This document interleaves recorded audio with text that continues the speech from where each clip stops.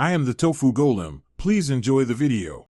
In this video, I will explain how to duplicate shulker boxes in Minecraft Bedrock. First, gather your materials, including a shulker box filled with the items you wish to copy.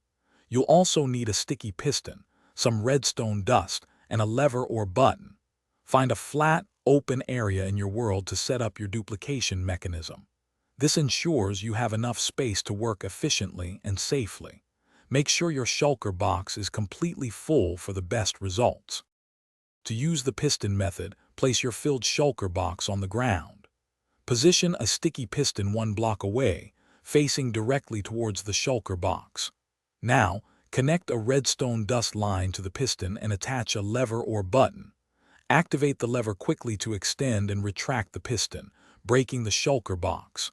If timed correctly, a duplicated shulker box will appear, allowing you to collect 2 copies of your valuable items. Another effective method involves using portals. Place your filled shulker box directly adjacent to an active end or nether portal.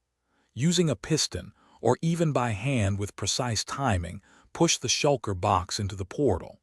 As it begins to enter, quickly break the shulker box before it fully teleports. If successful, you will find a duplicated shulker box in your inventory, while the original remains in the other dimension, ready for another attempt. It's crucial to remember that these duplication glitches might be patched in future game updates, so they may not always work. Always back up your Minecraft world before attempting any duplication methods to prevent losing your progress or items.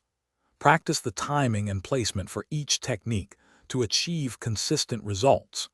Use these duplicated items responsibly to enhance your gameplay experience without disrupting the fun for others. Thanks for watching. Consider subscribing if we helped you today.